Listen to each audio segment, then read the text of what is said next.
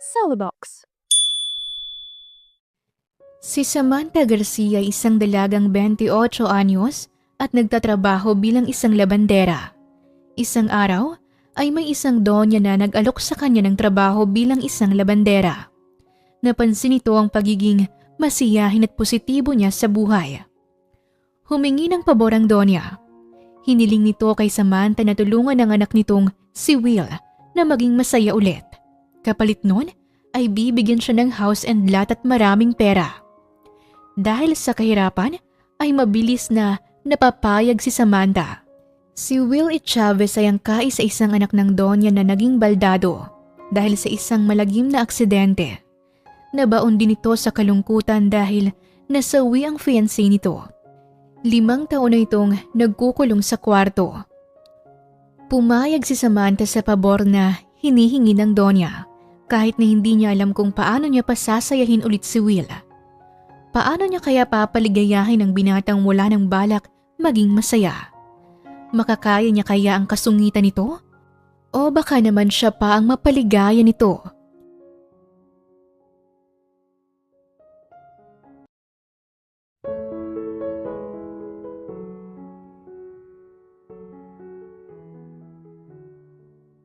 Teka lang po, parang sumobra po yata to. Takang tanong ni Samantha. Sumobra kasi ang perang ibinayad sa kanya ni Mrs. Cruz. Marahang tinapik ng ginang ang kaniyang balikat. Tip ko yan sa'yo. Napakahusay mo kasing maglaba, Samantha. Kahit yung mansya na hindi ko matanggal-tanggal natanggal mo. Hanip yung kamay mo. Puri ni Mrs. Cruz at tuwang-tuwa sa kaniyang serbisyo. Nako, maraming salamat po. Kapag may ipapalaba po kayo ay tawagan niyo lamang po ako. Saad ni Samantha habang inilalagay sa bulsa ng palda niya ang pera. Mauna na po ako, Mrs. Cruz. Salamat po ulit. Nakangiting tumango ang ginang at iginiya na siya nito palabas ng gate. Si Samantha Garcia ay 28 anyos na. Para kumita ng pera ay nagtatrabaho siya bilang isang labandera. Ilang taon niya na itong ginagawa kaya naman eksperto na siya sa larangan ng paglalaba. Malinis at maayos ang serbisyong ibinibigay niya kaya naman lahat ng customer at suki niya ay puring-puri siya. Isa lamang si Mrs. Cruz sa napakarami niyang suki. Si Mrs. Cruz din ang pinakagalante sa lahat ng customer niya. Nakangiti siya habang naglalakad pa uwi sa bahay nila. Mabuti na lang talaga't binigyan ako ng malaking tip ni Mrs. Cruz. May pambili na kami ng bigas at may pambayad na ako sa utang ko sa tindahan ni Aling Panching. Aniya, nakahinga siya ng maluwag. Kanina niya pa kasi pasan-pasan ang problemang ito. Napatitig siya sa kaniyang kamay. Puro kalyo na ito. Kakatapos niya lang maglaba kaya medyo kulubot pa rin ang balat niya. Hindi kasing kinis at ganda ng kamay ng iba tong kamay ko. Pero hanga ako dito. Ang kamay na ito ay marami ng napagdaan ng pagsubok at marami ng trabahong ginawa para lamang makaraos sa buhay. Aniya pa. Bago umuwi sa kanila ay dumaan muna siya sa tindahan ni Aling Panching para mabayaran na ang kanyang utang at para makautang na siya ulit. Mabuti naman at naisipan mong magbayad na, Samantha. Akala ko, aabutin na naman ito ng 1 buwan bago mo mabayaran. Sabi ng matandang tindera. May curls ito sa buhok. May malaking hikaw sa tenga at may nunal ito sa tungki mismo ng ilong. Napakamot ng ulo si Samantha. Pasensya na talaga, Aling Panching. Pangako ko po sa inyo na kapag yumaman ako, ibabawi po ako. Kayo po ang unang-una kong tutulungan. Itaga niyo po yan sa bato. Sabi pa niya. Napangiwi ang matanda. Kailan ka naman yayaman, Aber? Paano kaya yaman kung paglalabada lang ang alam mong gawin? Hindi kaya yaman sa trabahong yan, Samantha. Saglit na natigilan si Samantha. Hindi man kalakihan ang kinikita niya, ay proud naman siya sa trabaho niya. Ang trabahong ito ang bumubuhay sa mga kapatid niya. Dahil sa uri ng trabahong meron siya, ay hindi niya talaga maiiwasan ng mga taong minamaliit ang kakayahan niya. Paano niyo naman po nasabi yan? Kahit sino'y hindi mauhulaan kung anong mangyayari sa future ng isang tao. Malay niyo po, baka bigla akong yumaman. Magulat ka na lang isang araw may mansyon na ako o magarang sasakyan. Hindi po natin masasabi kung ano ang magiging buhay ko sa hinaharap. Ang drama mo, Samantha. O siya, umalis ka na. Pwedeng pautang po ulit? Ano? Kakabayad mo lang, uutang ka na naman. Pasensya na po. Pambili lang kasi ng bigas ang meron ako. Yung sa ulam naman, wala po akong budget. Promise po, kapag nagkapera ako, ibabayaran ko po kayo agad. Ay sus, sige na nga. Pairap na sambit ng matanda at inabutan siya ng 2 dilata. Masaya naman itong dinampot ni Samantha at naglakad na siya papunta sa bahay ni Lana katapat lang ng tindahan. Naabutan niyang nakababata niyang kapatid na si Sally. Nakaupo ito sa tabi ng pinto at abala sa pagpipinta. Isa kasi itong pintor. Libangan at pinagkakakitaan nito ang paggawa ng mga portrait. Ate Samantha! Napaangat ito ng tingin, malaki ang ngiti nito sa kanya. Malalim na napabuntong hininga si Samantha. Sa tuwing nakikita niya ang mukha ng kapatid niya, ay otomatikong nawawala ang pagod niya. Ano na naman yung pinipinta mo? Bakit pamilyar ang mukha niyan? Kuryosong tanong niya habang sinisilip ang obra ng kapatid. Si Aling Panching to ate. Nagpagawa kasi siya ng portrait. Bahagyang natawa si Samantha. Siya ba talaga yan? Siya nga pero parang may mali. Anong mali ate? Yung nunal niya, masyadong maliit dyan. Lakihan mo ng konti, kasing laki dapat yun ng holen. Kaagad namang sinunod ni Sally ang sinabi niya. Siya nga pala, nakauwi na ba si Sean? Pag-iiba niya ng usapan. Si Sean ang bunso nilang kapatid. Nasa kwarto ate, may lagnat. Ang tigas kasi ng ulo. Sinabi nang wag niyang masyadong pagurin ng katawan niya. Nag-apply ba naman bilang kargador sa palengke? Ayun, nagkasakit tuloy. Pagsusumbong ni Sally. Kaagad na gumuhit ang pag-aalala sa mukha ni Samantha. Dali-dali niyang tinungo ang kanilang silid kung saan kasalukuyang namamahinga si Sean. Sean! Tawag niya. Naabutan niya itong umuubo. Sean, may lagnat ka raw sabi ni Sally. Aniya at inilapat ang likod ng kaniyang palad sa noo at leeg nito para i-check kung gaano ito kainit. Napangiwi siya. Aray! Ang init mo! Tara na! Dadalhin na kita sa ospital! Huwag na ate Samantha. Kaya ko to. At kapag dinala mo ako sa ospital, mapapagastos pa tayo. Aksaya lang sa pera. Bakit ka ba kasi nag-apply bilang kargador ha? Natanggal ka na ba sa junk shop ni Mang Kador? Hindi naman ate. Gusto ko lang kumuha pa ng isang trabaho para naman lumaki-laki ang kita ko at makatulong sa inyo ni Ate Sally. Napakarami kasi nating gastusin at palagi kayong namumroblema. Mula sa upa nitong bahay, bayad sa kuryente at sa mga utang natin. Sean, hindi mo naman yan kailangang gawin. Alam kong gusto mong makatulong pero isipin mo rin ang kalusugan mo. At isa pa, kami ang mas nakakatanda kaya dapat lang na kami ang bahala sa lahat. Di ba nag-iipon ka kasi gusto mong mag-aral ulit? Yun na lamang ang paglaanan mo ng pera mo. Ani Samantha at ginulo ang buhok nito. Tipid na ngumiti si Sean. Kapag yumaman ako, babawi ako sa inyo ate. Kayo naman ni Ate Sally ang aalagaan ko. Hindi ako sanay na sweet ka. Kailangan mo palang magkasakit para lumabas yung kaswitan mo. Kapag wala kang sakit, panay pang-aasar ka? Natawa silang pareho. Sandali, kukuha lang ako ng basang bimpo para mapunasan niya ang katawan mo. Para naman bumaba kahit papaano yung lagnat mo. Bibili na rin ako ng gamot. Magpahinga ka na ulit. Salamat Ate Samantha. Salamat sa lahat-lahat. Noong nawala ang mga magulang nila, ay si Samantha nang nag-alaga sa mga kapatid niya. Kinailangan niyang tatagan ng loob niya at akuin ang malaking responsibilidad na naiwan sa kanya ng mga magulang niya. Naging nanay at tatay siya sa 2 niyang kapatid. Nagsusumikap siya para sa mga ito. Sila ang inspirasyon niya para mas lumaban pa sa buhay. Wala silang sariling bahay at lupa. Nangungupahan lamang sila. 5,000 ang bayad nila sa upa kada buwan, kaya naman todo kayod talaga siya. Kung pwede nga lang lahat ng labahin, ay siya nang maglalaba para lang magkaroon siya ng maraming pera. Baon din sila sa utang. May ilang utang kasi ang tatay niya at noong nawala ito ay siya nang nagbabayad. Isang umaga, habang nagdidilig ng mga halaman si Samantha sa labas ng bahay nila, ay bigla na lamang sumulpot si Mrs. Cruz. Mrs. Cruz! Gulat na tawag niya sa ginang.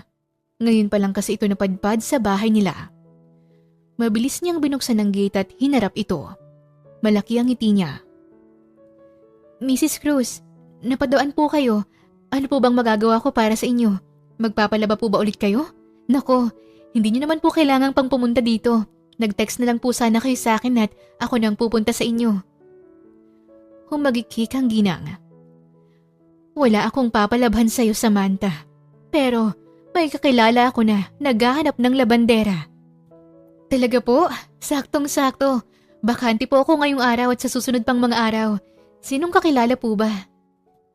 Naikwento kasi ng kaibigan ko na tinanggal niya na sa trabaho ang labandera niya kasi nahuli niyang nagnakaw ng mamahaling kwintas. Kaya naman, naikwento kita sa kanya at syempre, ibinida na rin. Nabanggit ko sa kaibigan ko na kung gaano kakahusay maglaba. Gusto kanyang kunin kahit tuwing weekend lang. Mayaman yun at dobleng ibabahid niya sa'yo. Basta makakapagsimula ka na agad ngayong araw. Litanya ni Mrs. Cruz. Talaga po? Tatanggapin ko po ang trabahong yan. Tagasan po ba siya? Sumabay ka na lang sa akin. Ihahatid kita doon. Salamat po talaga, Mrs. Cruz. Napakalaki talaga nang naitutulong mo sa akin. Walang anuman, Samantha. Masaya ako na may natutulungan ako kahit na sa simpleng paraan lang. Nagbihis muna si Samantha bago siya sumakay sa mamahaling kotse ni Mrs. Cruz. Tumindig ang balahibo niya pagpasok niya pa lang. Napakalamig kasi sa loob. Halos manginig ang kalamnan niya. Hanep, kapag yumaman ako, bibili din ako ng gantong sasakyan. Pero tsaka na, kapag nakabili na ako ng sarili naming bahay. Ang pangit naman kung may magara akong sasakyan tapos wala akong sariling bahay. Marami pa silang napagkwentuhan ng ginang. Aliw na aliw ito sa kanya. Tawang-tawa rin ito sa bawat hirit niya. Sa dami ng napagkwentuhan nila ay tsaka pa lang nila namalayan na nasa labas na sila ng bahay ng kaibigan ni Mrs. Cruz. Umawang ang labi ni Samantha nang makita ang malaking bahay. Amiga! Sabay silang napatingin ni Mrs. Cruz sa matandang babae na nagbukas ng gate. Kaagad itong nakipagbeso kay Mrs. Cruz. Si Samantha naman ay nakatayo lang sa gilid at pinapanood sila. Amiga! Bakit nandito ka ulit? Pumasok ka muna sa loob. Mag-tsaa tayo. Paanyaya ng matanda. Napatingin ito kay Samantha. Hinagod siya nito ng tingin. Oh, sino naman itong babaeng kasama mo? Ngayon ko pa lang siya nakita. Hello po, magandang araw. Masiglang bati ni Samantha at nagawa pa niyang kumaway. Tinapik naman ni Mrs. Cruz ang likod niya. Ah, siya si Samantha. Siya yung labanderang sinasabi ko sa'yo. Matagal na siyang naninilbihan sa akin at mapagkakatiwalaan siya. Hindi siya masyadong busy ngayon kaya pwede na ninyong pag-usapan ang magiging trabaho niya rito sa mansyon mo. Paliwanag ni Mrs. Cruz. Anyway, I have to go. May meeting pa ako. Ikaw nang bahala sa kanya, amiga. Paalam nito at sumakay na pabalik ng kotse. Nakatitig si Samantha sa matandang babae. Para itong isang maharlika sa tindig nito at malapor sila ng balat. Magandang araw po ulit. Nabanggit po sa akin ni Mrs. Cruz na naghahanap po kayo ng labandera at ako po ang nai-refer niya sa inyo. Ikaw si Samantha, tama? Opo, Samantha Garcia po. 28, single but not yet ready to mingle. Favorite motto in life ay mahirap man ang buhay, masarap namang mabuhay. Laban! Napangiti ang ginang at naglahad ito ng kamay. Ako naman si Doña Teresita. Ikinagagalak po kitang makilala, Doña Teresita. Ani Samantha at nakipagkamay na. Sa loob na natin ipagpatuloy ang ating usapan. Masyadong mainit dito sa labas. Saad ng ginang. Pumasok na sila sa loob ng mansyon. Kung may langaw lang ay baka kanina pa pinasukan ang bibig ni Samantha sa kakanganga niya. Hindi niya naitago ang pagkamangha niya. Kahit saang parte siya ng mansyon tumingin, ay napapamangha siya. Mula sa mamahaling sofa, malaking TV, maliwanag at magandang chandelier, naglalakihang flower vase at iba't ibang paintings na nakasabit sa dingding. Grabe, bahay ba to o museum? Astig! Komento niya. Medyo napalakas ang boses niya kaya't napalingon sa kanya ang Donya. Nagtataka ka siguro kung bakit napakaraming paintings dito. Hindi naman po ako nagtataka. Napangiwi ang Donya. Kaagad na nataranta si Samantha. Tumikim siya. Ang ibig ko pong sabihin ay hindi na po kasi ako nagugulat. Namamanghalang po ako. Karamihan po kasi ng mga bahay na pinaglalabhan ko ay marami rin pong paintings ang nagkalat. Common na po yata yun sa mayayaman. Kahit nga po sa bahay ni Mrs. Cruz marami rin siyang koleksyon. Pagpapaliwanag niya. At kung hindi niyo po naitatanong, isa pong pintor yung kapatid kong si Sally. Kaya sanay na po ang mga mata ko sa mga obrang ganito. Talaga? Pintor ang kapatid mo? Pwede ba ako magpagawa ng painting sa kanya? Oo naman po. Anytime po, Doña Teresita. Matutuwa po yun. May tinawag na mga maid ang Donya. Maya-maya pa ay may kinuha itong juice sa tinapay. Inilapag ito sa mesa. Kaagad namang hinila ni Doña Teresita si Samantha. Halika, mag-juice ka muna bago mo simulan ang trabaho mo. Alok nito. Hindi naman tumanggi si Samantha. Bilang laki sa hirap ay never pa siyang tumanggi sa libre. Ang lambot naman po ng tinapay na to. Ibang-iba dun sa tinapay na nabibili ko sa bakery malapit sa amin. Ang tigas ng tinapay nila doon, parang bato na sa tigas. Unang kagat pa lang bungi ka agad. Ang sarap pala ng tinapay ng mayayaman. Natawa si Doña Teresita. Ako ang gumawa niyan. Talaga po? Ang galing niyo naman po, Doña Teresita. Salamat. Napakalaki po ng bahay niyo. Sino po ang kasama niyo rito? Yung anak ko lang na si Will ang kasakasama ko. Pumanaw na kasi ang aking asawa. Nasaan na po yung anak niyo? Hindi sumagot ang ginang. Sorry po, masyado na akong nangihimasok. Tapos na po akong kumain at uminom ng juice. Pwede ko na po bang simulan ang trabaho ko? Sure. Pagtangong tugon ng Donya at bigla na lamang itong sumigaw. Yaya Inday, pakisamahan si Samantha sa laundry area. Anito at biglang sumulpot ang isang maid na may straight at maikling buhok. May makapal na kilay at pulang-pulang labi. Halika Samantha, sumunod ka sa akin. Saad ng maid na si Inday. Kaagad naman itong sinundan ni Samantha. Samantha po yung pangalan ko. Samantha Garcia, hindi po Samantha. Oo, Samantha nga. Samantha po. Shh! Wala akong paki sa pangalan mo. Napanguso si Samantha at itinikom na lamang niya ang kaniyang bibig. Nandito na tayo sa laundry area. May washing machine tayo pero kung gusto mo ng manumanong paglalaba, may gripo dyan at marami ring planggana. May iba't ibang klase rin ng sabon. May mga brush din.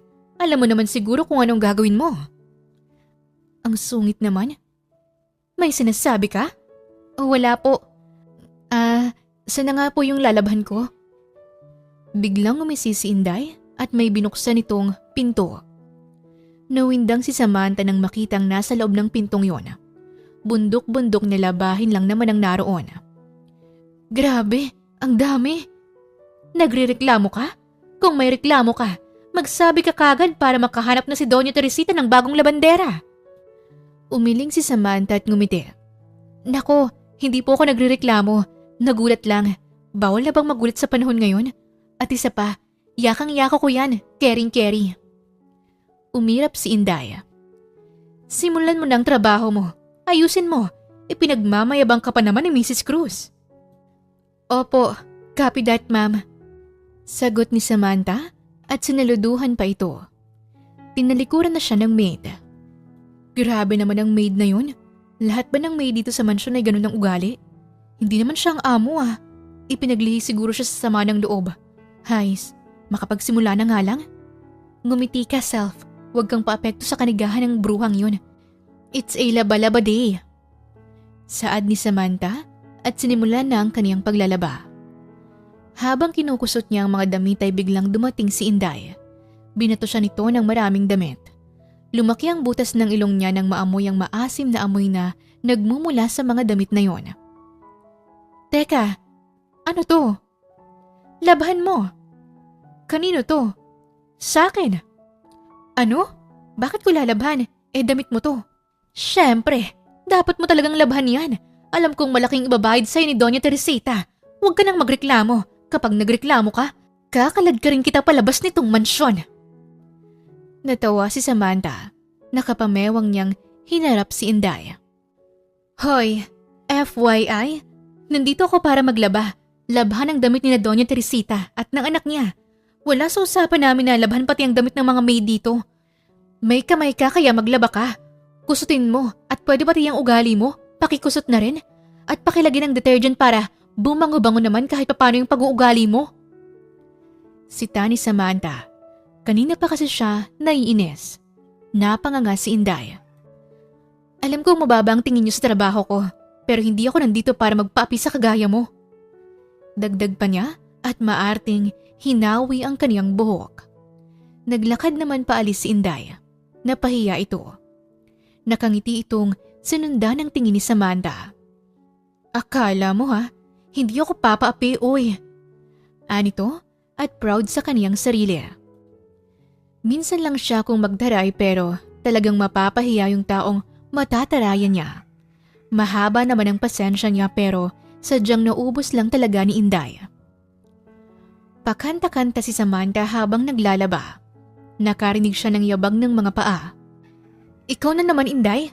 Ginagawa ko naman ng maayos tong Doña Teresita. Ikaw po pala yan. Nakangiting lumapit ang Doña sa kanya. Sino bang kaaway mo, Samantha? Akala ko po kasi bakit po pala kayo nandito? May palalaban pa po ba kayo? May mahalagang tanong lang ako sa'yo. Sige po, kahit anong tanong pa po yan, basta wag lang mat. Medyo mahina po ako dun eh. Samantha, anong pangarap mo sa buhay? Anong pangarap mong magkaroon balang araw? Hala siya, pang Miss Universe ang tanungan.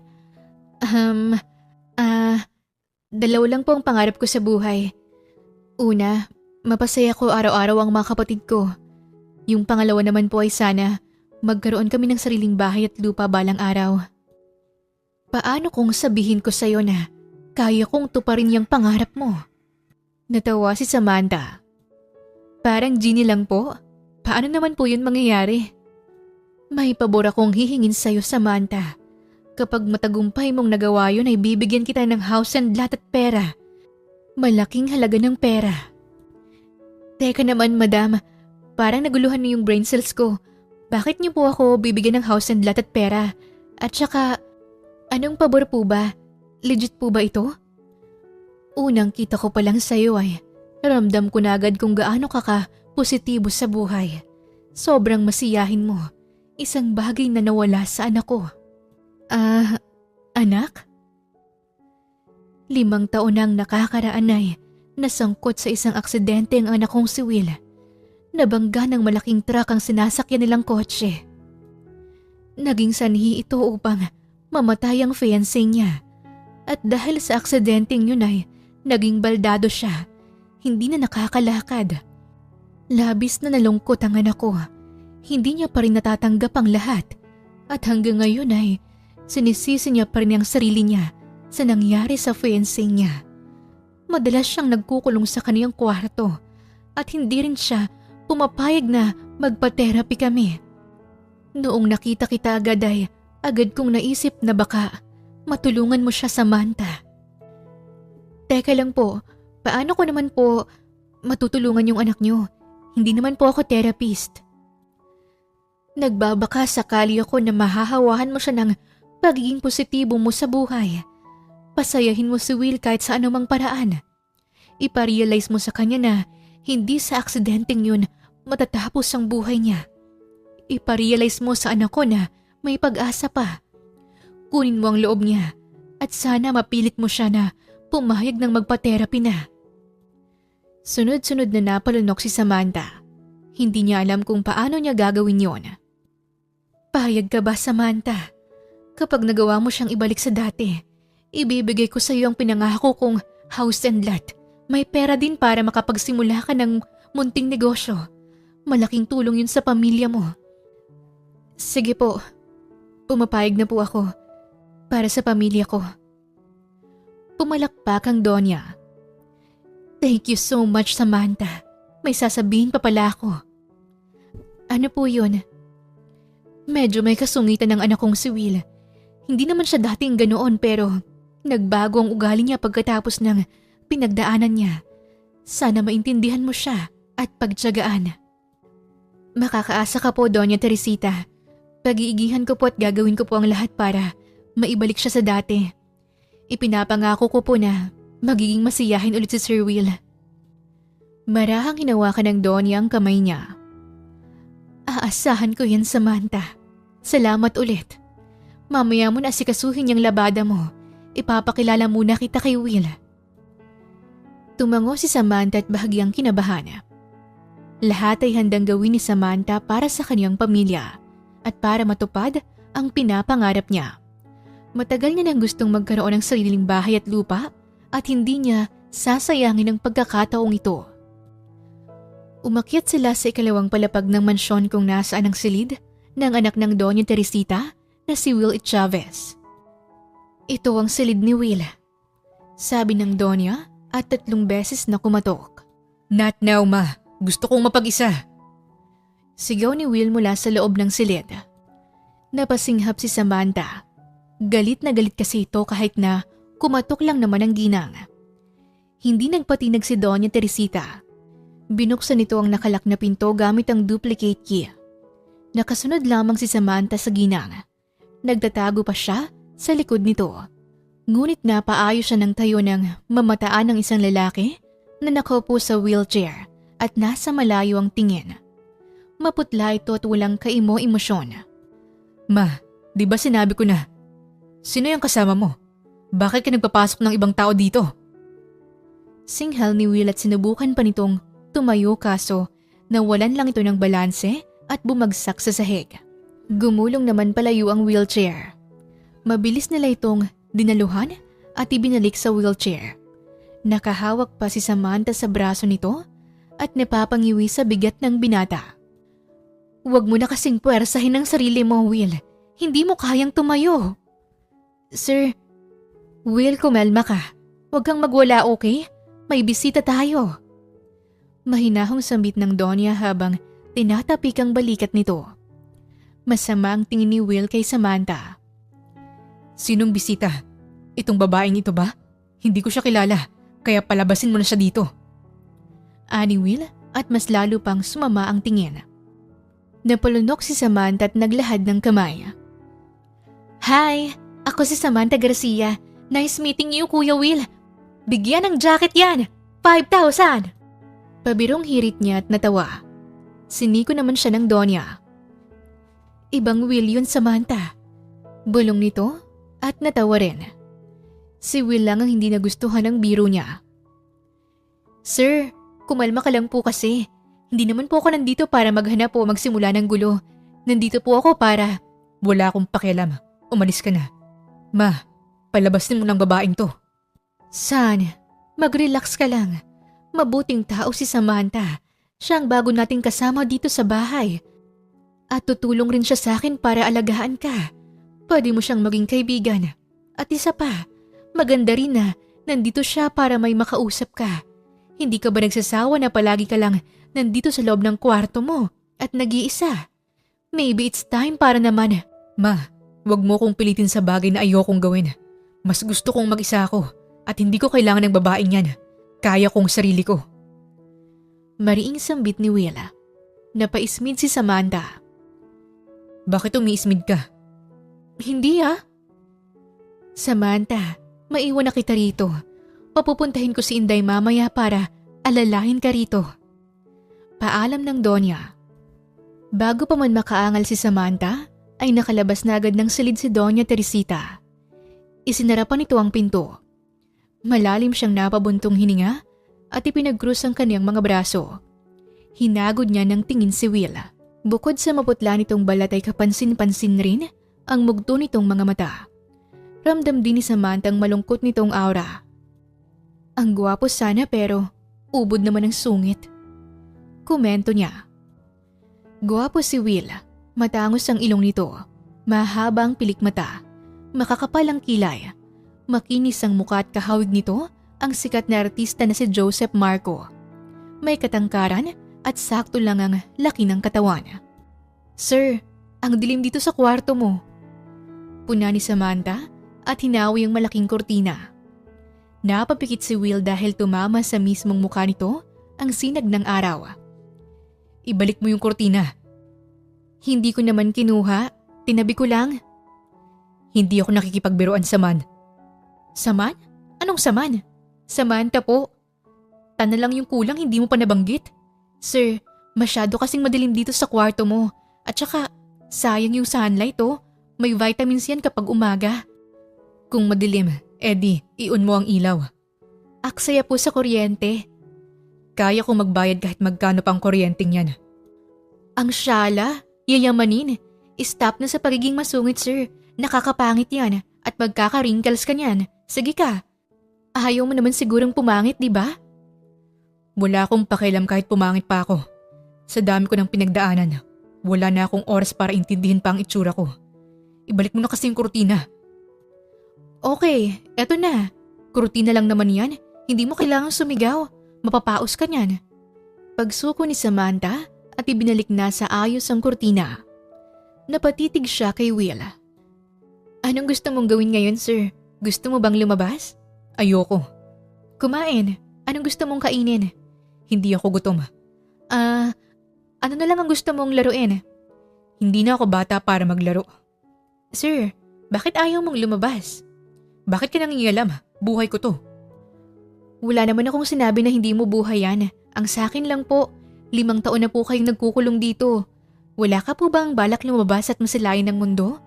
Hindi mo ba gustong malaman kung ano ang nangyayari sa labas? Hindi ka ba interesado o naku-curious man lang? Bakit ko pa kailangan malaman? Mababago ba nun ang sitwasyon ko? Kapag ba lumabas ako, maayos ba nun ang buhay ko? Kapag ba lumabas ako, mababalik ba nun ang buhay ni Leia? Sino po si Leia? Siyang fiancé ko. Patay na siya at kasalanan ko kung bakit siya namatay. It was all my fault. Wala akong kwentang tao. Sir, kaya siguro hanggang ngayon ay dugmo ka pa rin sa kalungkutan. Hindi mo pa kasi nagagawang palayain at patawarin ang sarili mo.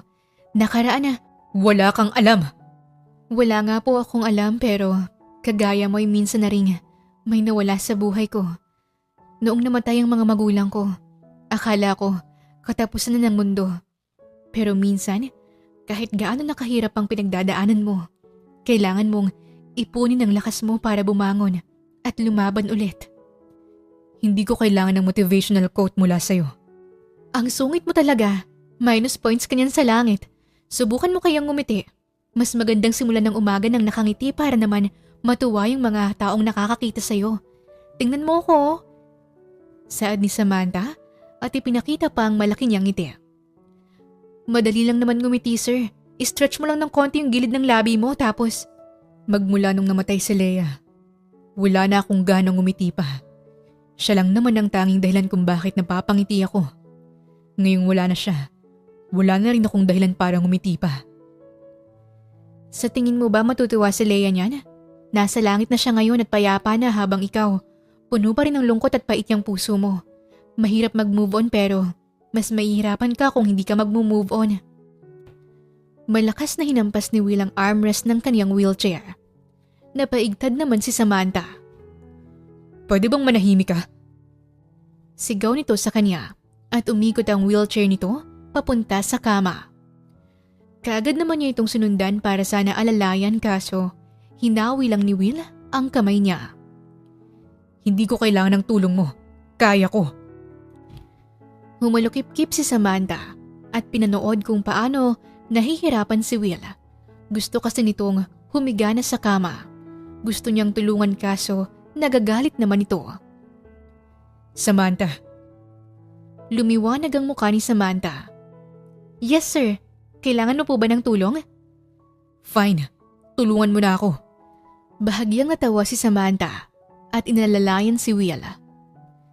Kaya mo pala ha, Kahit na kaya mo, hindi masama kung manghihingi ka ng tulong mula sa iba, lalo na kung may willing namang tulungan ka. Matagumpay niyang naihiga sa kama si Will. Kinumutan niya pa ito. Nakatitig lamang si Will sa kanya habang ginagawa niya yon. Hindi niya mabasa ang ekspresyon nito dahil wala namang kaimo-emosyon si Will. Nakatitig lang ito sa kanya. Napahawak tuloy siya sa mukha niya. Maarte pa niyang hinaplos ang kaniyang pisngi. Sir, alam ko namang masyado akong maganda at kabigha-bighani pero wag mo naman po akong masyadong titigan. Baka matunaw ako sa init ng pagtitig mo eh. Napangiwi si Will. Hindi kita tinititigan dahil maganda ka. Eh ano, bakit kung makatitig ka sa akin parang iba na? Parang may something. At saka, ayos lang naman sir kung nagagandahan ka sa akin. Huwag mo nang itanggi. Marami na nagsabi niyan sa akin. Mas malakas pa ang hangin na dala mo kesa sa bagyo. Gusto mo talagang malaman kung bakit ako nakatitig sa'yo? 2 ulit na tumango si Samantha at nakangiti pa. May kulangot ka sa pisngi. Nanlaki ang mga mata ni Samantha. Mabilis niyang tinungo ang salamin at doon niya napatunayan na hindi nagsisinungaling si Will. Pulang-pulang mukha niya sa sobrang hiya. Kung may lupa lang dito, ay baka kanina pa siya nagpalamon sa sobrang kahihiyan. Bumukas ang pinto at pumasok ang kasambahay na si Inday. Hinila siya nito sa isang tabi. Samantha, pinapunta ako dito ni Doña Teresita. Anito. Hilaw nang umiti si Samantha at tinanguan ito. Oo, nasabi nga sa akin ni Doña Teresita yan. Ituturo ko sa iyo kung paano mo aalagaan at aalalain si Sir Will. Okay, paano ba? Madalas lang siyang nakahiga sa kama niya. Minsan naman ay nakaupo siya sa kanyang wheelchair. Aalalain mo siya sa tuwing lilipat siya sa kanyang wheelchair o sa tuwing mahihiga siya sa kama niya. Hindi na naiigalaw ni Sir Will ang mga paa niya, kaya dapat palagi ka talagang nakaalalay. Minsan kasi, sinusubukan niyang tumayo at bumabagsak lang siya sa sahig. Noong nakaraan ay nagkasugat pa siya sa noo dahil pinilit niyang tumayo. Napalingon si Samantha kay Will. Lumamlam ang kaniyang mga mata habang nakatitig siya sa binata. Naawa siya sa kalagayan nito. May banyo si Sir dito, kaya tuwing umaga dalhin mo siya doon at paliguan. Paliguan? Oo, may problema ba? Uminit ang pisngi ni Samantha. Paanong paliguan ba? Ako bang magsashampoo at magsasabon sa kanya? Oo. Napalunok siya. Huwag kang ang maarte. Ang swerte mo pa nga kasi makikita mo ang katawan niya at mahahawakan mo pa. At saka, nandito ka para maging labandera at maging tagapag-alaga niya. Kaya dapat walang mali siya sa iyong lahat ng gagawin mo sa kanya.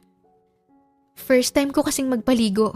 Kahit ngayong kapatid kong lalaki ay hindi ko pa napapaliguan tapos. Ayaw mo ba? Isusumbong kita kay Doña Teresita. Kung ayaw mo sa magiging trabaho mo, umalis ka na. Hindi yung aarte-arte ka ng ganyan. Alam mo ba, maraming maid dito sa mansyon na naghahangad na paliguan si Sir. Ikaw lang ang bukod tanging pinayagan ng Doña bukod sa akin. Kung pwede nga lang ay ako nang gagawa ng trabahong yan pero kabilin-bilin na ni Doña Teresita na ibigay ko na sa iyo yan. Napakagat ng labi si Samantha. Ano? Ayaw mo ba? Napabuntong hininga siya. Okay, gagawin ko na. Parang ikaw pa ang lugi ah. Ismid ni Inday at napatingin ito sa orasan. 8:00 na. Oras na para paliguan mo si Sir Will. Maiwan na kita. Teka lang naman. Pero dire-diretso nang lumabas si Inday. Napatampal siya sa noo niya at muli niyang tiningnan si Will. Nakatitig na pala ito sa kanya. Lakas loob niya itong nilapitan. Sir. What now? Maligo na po tayo, maligo ka na. Nasaan si Inday? Kakaalis lang sir. Hindi mo ba nakita? Piloso pa. Totoo namang kakaalis niya lang ah. Tawagin mo ulit. Siyang magpapaligo sa akin. Binago na po. Magmula sa araw na to, ayoko na magpapaligo sa'yo. What? Ayoko. Mas komportable ako kay Inday dahil matagal na. Sir, binago na nga po eh. Sa ayaw at sa gusto mo Ako na magpapaligo sa'yo, okay? At isa pa, magiging komportable ka rin naman sa akin kapag nagtagal. Trabaho lang to, sir. Kung iniisip mo na baka pag nanasaan kita, no way, sir. Hindi ako ganyang tao. Hindi yan ang iniisip ko. Wala akong pakialam kahit pag nasaan mo ko. Ang sa akin lang, mas komportable na ako. Oo na, mas komportable ka na kay Inday. Magsama kayong dalawa. Hanggang ngayon, ay siya pa rin talagang nasa isip mo. Kung mas gusto mo siya, bakit mo ako pinatulan ha? Kung siya naman palang nais mo, di sana, hindi na lang naging tayo, Manuel. Kumunot ang noo ni Will. Anong pinagsasabi mong babae ka? Anong tayo? Walang tayo. At sinong Manuel ha? Will ang pangalan ko. Natawa si Samantha. Drama yun sa radyo, sir. In love pa yung amo sa kasambahay nila kaya't nagselos yung girlfriend niya. Yung Manuel naman, siya yung amo. Isiningit ko lang, sir. Akala ko kasi matatawa ka. Ano namang nakakatawa doon? Wala po. Hay. Tara na, sir. Maligo ka na lang para lumamig naman kahit papano yung ulo mo. Sa sobrang init ng ulo mo, pati aircon, hindi na napapalamig yan. Tubig na ang kailangan mo. Umirap si Will. Kakahiga ko lang Sige, sir. Humiga ka na muna dyan. Mamaya ka na lang maligo. Hay. Oh, galit ka pa rin? Pinagbigyan na nga kita sa gusto mo eh. Alalain mo na lang ako. Maliligo na lang ako. Goods yan. Kaagad niyang inilalayan si Will paupo sa wheelchair, tsaka niya ito itinulak papasok ng banyo. Ipunesto niya ito sa tapat ng shower. Hubad! Pabiro niyang utos, ngunit napanganga siya nung nagtanggal ng damit si Will. Teka, bakit ka naguhubad? Di ba sinabi mo? At saka maliligo ako. Malamang maghuhubad talaga ako. Joke lang naman yun. Wait lang kasi, Pumikit siya tumalikod. Sobrang bilis ng tibok ng puso niya. Ngayon pa lamang siya nakakita ng hubad na katawan ng lalaki. May abs pa si Will, kaya naman nagwawala ngayon ang kaniyang sistema. Bigla siyang pinagpawisan. Samantha, akala ko ba papaliguan mo ko? Paano mo ko papaliguan kung nakatalikod ka dyan ha? Sir, hindi kasi ako sanay na makakita ng ganyang katawan. Pwes, masanay ka na. Madalas mo na itong makikita. Humarap ka sa akin at hubarin mo ng shorts ko. Ha? Nagulantang siya na gusto. Sir, ikaw na lang. Nahihirapan ako. Ikaw na. Sunod-sunod na napalunok si Samantha. Pumihit siya paharap kay Will.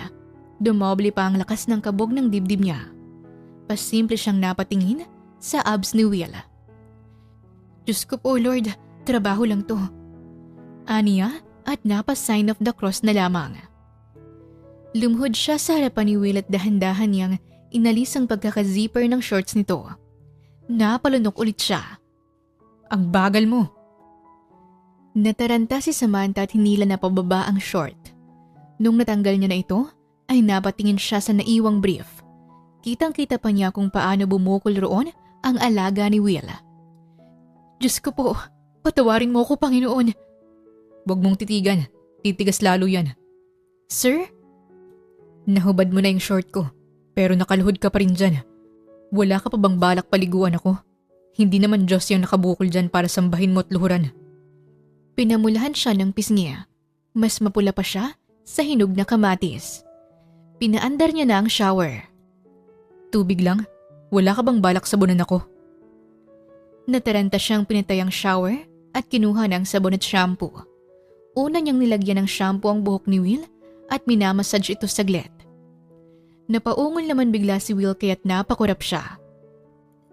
Sir, bakit ka? Huwag puro tanong. Gawin mo na lang ang trabaho mo. Galit ka naman agad, sir. Ang sungit mo talaga. Pagkatapos sa buhok ay sinabon niya naman ang katawan nito.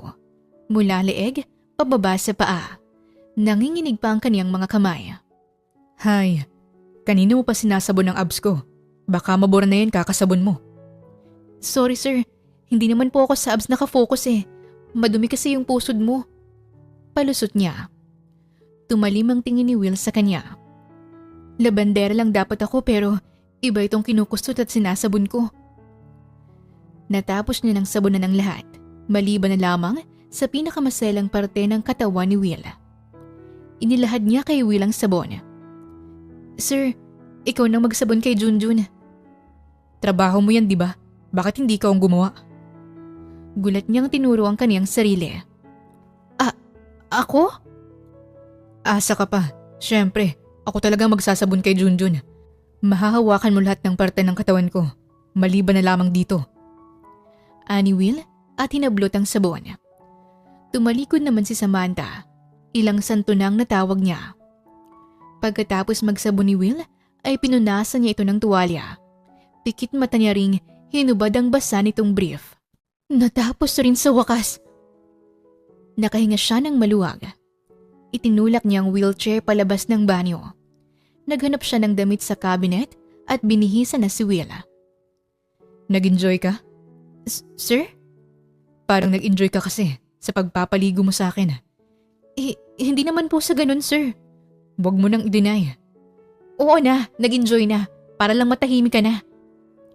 Napailing si Will. Kinuha ni Samantha ang blower para mapatuyo na ang buhok nito. Habang nagbo-blower, ay naisipan niyang kumanta. Feel na feel pa niyang pagkanta ng Tala by Sarah Geronimo. Magandang boses mo. Natigilan siya sa pagkanta nang marinig ang komento ni Will. Talaga po, sir? Thank you po, sir.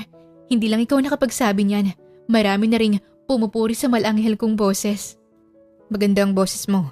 Kung nakatakip ako sa tenga ko, ang ingay mo, ang lamig sa tenga ng boses mo pero nakakainit naman ang ulo. Grabe ka naman po, sir. Nagsasabi lang ako ng totoo. Napaismid si Samantha at sa sobrang inis niya, ay tinapat niya ang blower sa mismong mukha ni Will. Samantha! Anyari, sir? Patay mali siya niyang tanong. Bitawan mo na nga yung blower. Ilagay mo na ako sa kama ko. Okay po, masusunod, master. Inihiga niya na ulit ito sa kama. Bumaba ang tingin niya sa mga paa ni Will. Sir, ayaw mo ba talaga? Ayaw ang alin. Mag-therapy para mailakad mo na ulit yung mga paa mo. Ayoko. Kahit naman makalakad ako. Wala akong planong lumabas nitong kwarto ko. At saka, tanggap ko na ganito na ako. Bakit mo tatanggapin ang isang pangyayari na pwede mo pa namang mabago? Kapag sumailalim ka sa physical therapy, maaari ka pang makalakad ulit, Sir Will. Nangingialam ka na naman sa buhay ko. Hindi naman po sa nangingialam, sir. Nagsasuggest lang naman po ako. Di nangingialam ka nga. Oo nga, nangingialam nga ako. Sorry, sir. Huwag ka nang magalit. Isang smile naman dyan. Lumabas ka na. Matutulog na ako. Ayoko nang maingay. Okay, sir. Bye. Babalikan kita mamaya. Paalam ni Samantha at naglakad na palabas ng silid nito. Napasandal siya sa pinto. How was it, Samantha? Usisa ni Doña Teresita.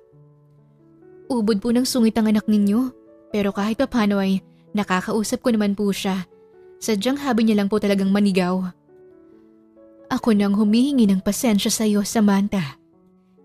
Hindi mo kailangang humingi ng pasensya, Doña Teresita. Ipinapangako ko po sa inyo na pasisiglahin ko si Sir Will at mapapapayag ko rin siyang magpa-therapy. Maraming salamat talaga, Samantha. Mabuti na lang at hindi mo tinanggihan ang pabor na hiningi ko sa'yo. Gumiti si Samantha. Babalikan ko po muna yung mga labahin ko. Wag na, magpahinga ka na lang. Bukas mo na lamang yun gawin. Halika, magmerienda ka. Nag-bake ako ng cupcake. Wow, cupcake? Excited na sambit ni Samantha at nauna pa sa paglalakad patungo sa kusina. Bilang isang dalaga na laki sa hirap, malaking bagay na sa kaniyang makakain ng cupcake. Hindi naman kasi siya nakakabili ng ganon at huling kain pa niya ng cupcake ay noong birthday niya 5 years ago nang sinorpresa siya ng mga kapatid niya. Ginawa nilang cake ang maliit na cupcake at nilagyan nito ng kandila sa ibabaw. Ang sarap naman po nito, komento niya at 3 cupcake ngang kaniyang naubos. Aliw naman ang ginang habang pinapanood siya. Mabuti naman at nagustuhan mo.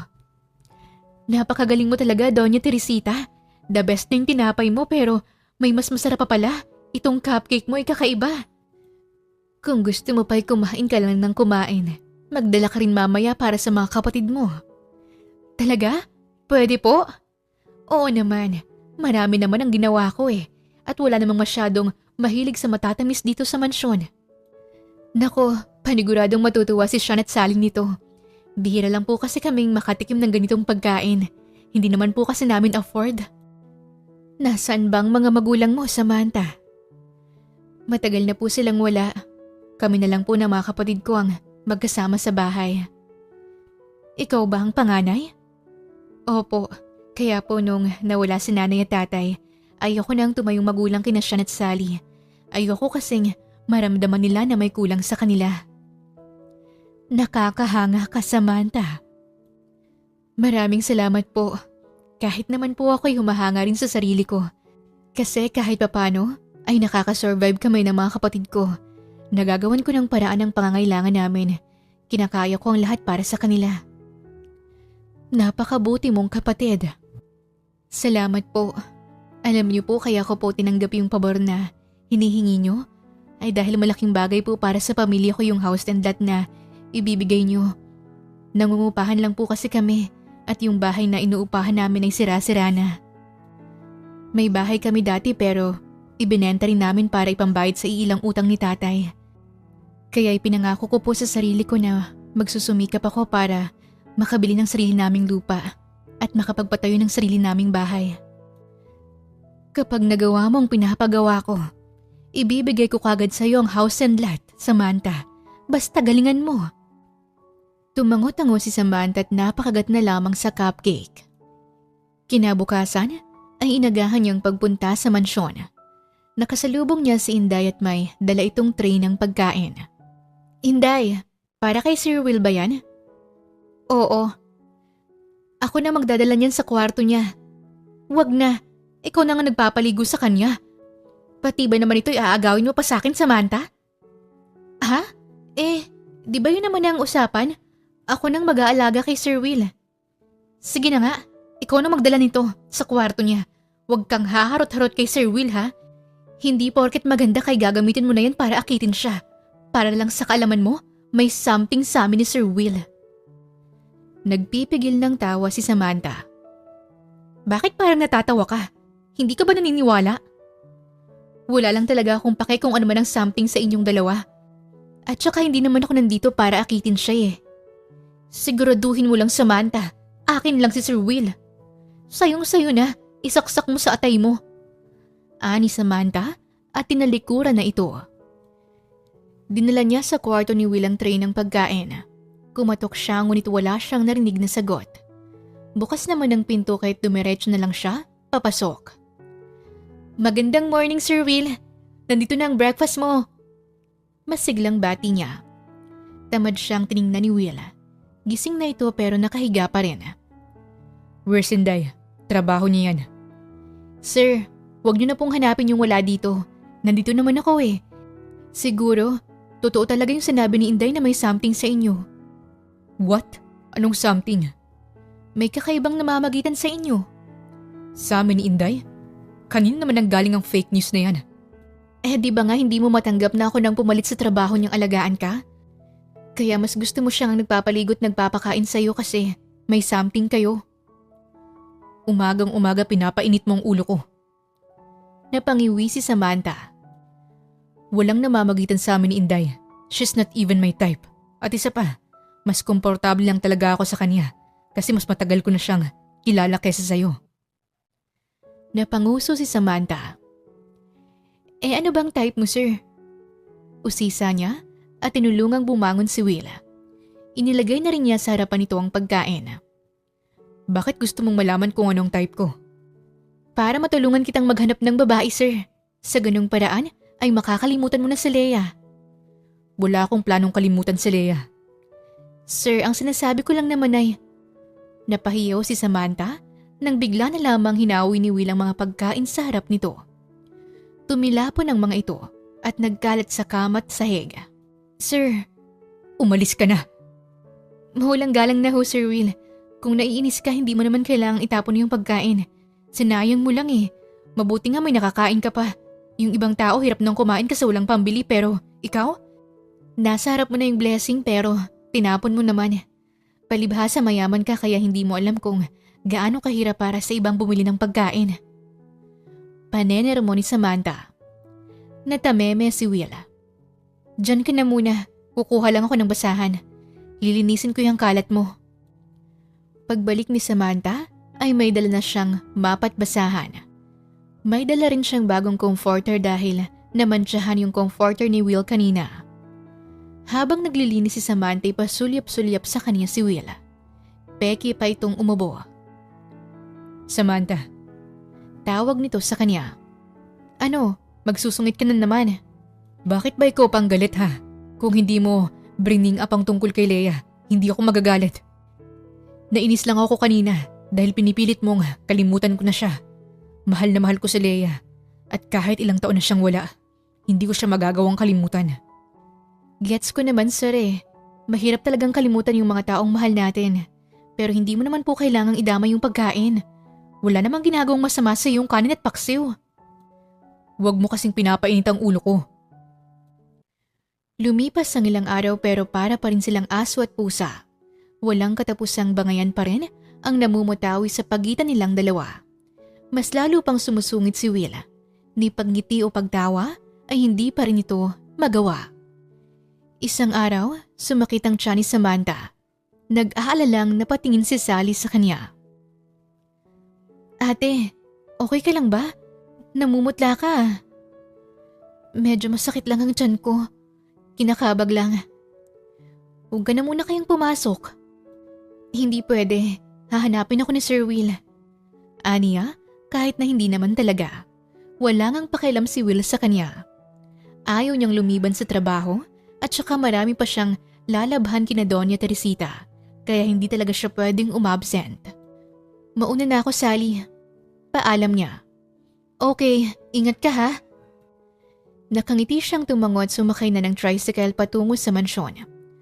Kanina pa siya pahawak-hawak sa kaniyang tiyan. Ilang beses na rin siyang umutot. Mabuti na lang talaga at open ang tricycle kaya hindi nag-i-stay yung amoy.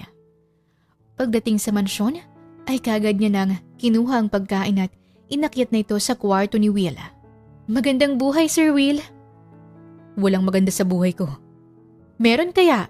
Ako! Kumain ka na nga pala. Pagkatapos ay maligo ka na. Wala akong gana. Wala po akong pake. Sinamaan siya ng tingin nito. Kaagad naman siyang nag-peace sign. Sorry sir pero kabilin-bilinan po kasi ni Doña Teresita na dapat hindi ka malipasan ng gutom. Dapat pakainin ka sa tamang oras. At isa pa, mas masarap ang sabaw kapag mainit pa. Akong papagalitan ni Doña kapag hindi ka kumain. Fine. Ismid ni Will. Inalalayan niya itong makabangon. Hindi nagpapasubo si Will kaya't pinapanood niya lang ito habang kumakain. Huwag mo nga akong titigan. Asyomero, sa sabaw ako nakatingin hindi sa'yo. Palusot niya. Obvious naman na akong tinititigan mo. Crush mo ako, no? Hirit pa ni Will. Pareho silang natahimik nang umalingaw-ngaw sa paligid ang malakas na pag-utot ni Samantha. Pulang-pulang mukha niya sa sobrang hiya. Buong akala niya ay magagalit si Will pero bigla na lamang itong tumawa ng malakas. Napapahampas pa ito sa kama. Kumunot ang noo niya at nagtataka kung bakit imbis na magalit ay parang natuwa pa ito sa utot niya. Sir, okay ka lang ba? Bakit ka tumatawa? Nakakatawa yung tunog ng utot mo. Parang tunog ng train. Sorry sir, medyo masama lang po kasi ang tiyan ko. Kinakabag. Tawang-tawa pa rin si Will. Napangiti si Samantha at napatitig sa masayang mukha ng binata niyang amo. Sir. What? Mas gwapo ka pala kapag tumatawa. At saka, kakaiba talaga ang tawa ng mayayaman, no? Bilang lang yung hanyo tapos hindi siya tuloy-tuloy. Ngayon na lang ulit ako nakatawa ng ganito. Ang dami kong binitong joke sa'yo pero sa utot ko lang pala makukuha ang kiliti mo. Naluluha na si Will sa sobrang pagtawa. Isang magandang ideyang naisip ni Samantha. Pagkatapos ng trabaho niya, ay dumaan muna siya sa palengke at namili ng napakaraming kamote. Kinabukasan ay niluto niya ito at kinain. Ate Samantha, anong trip mo? Usisa ni Sean at kuryoso siyang pinapanood. Yung suplado ko kasing boss, natutuwa sa tunog ng utot ko. Utot mo? Ano naman ang nakakatawa sa utot mong malatrin ng tunog? Ewan ko dun, pero at least alam ko na ngayon kung paano siya patatawanin. Ano namang kinalaman ng mga kamoting yan? Mas mapapadali nito ang pag-utot ko. Kapag utot ako ng utot, di sunod-sunod ko ring mapapatawa si Sir Will. Ang talino ko, di ba? Pahingi naman ako niyan. Gusto mo ring mautot? Hindi, gusto ko lang ng kamote. Kadiri ka ate. Humagalpak ng tawa si Samantha. Excited niyang tinungo ang mansyon. As usual, siya pa rin ang nagdala ng breakfast ni Will. Maligayang morning, Sir Will. Sa sobrang ingay mo, parang kailangan ko nang bumili ng pantakip ng tenga. Sir, palaging mong simulan ng umaga ng may ngiti. Huwag puro sungit kasi nakakapangit. Hindi ka naman masungit pero bakit pangit? Bago pa man matapos ang sasabihin ni Will, ay nilagyan niya na ng kutsara ang bibig nito. Gutom lang yun, sir. Nakangiting sambit ni Samantha. Pwede bang wag kang ngumiti ng ganyan? May naiisip ka na namang kalokohan, no?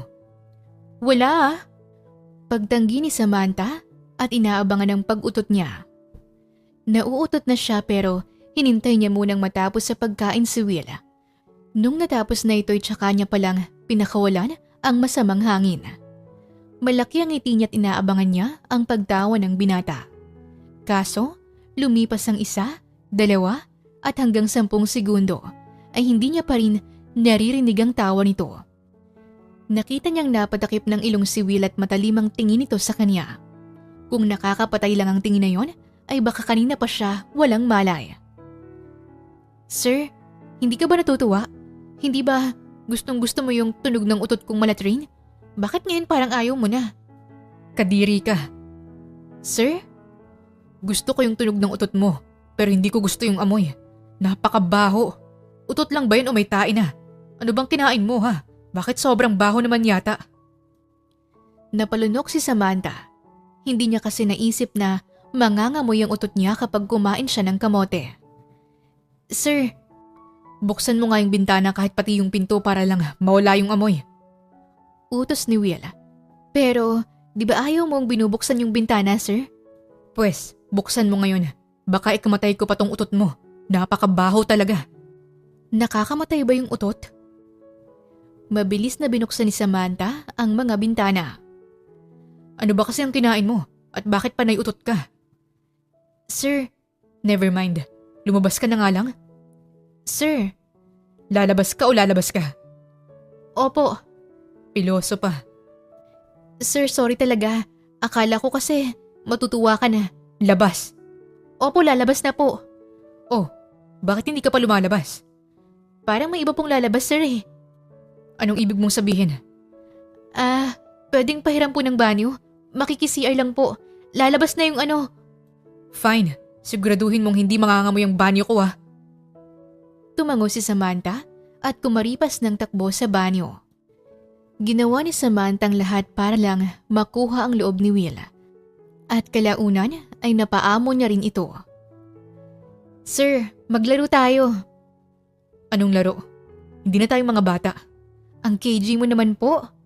Anong KJ? KJ, Killjoy, Nega.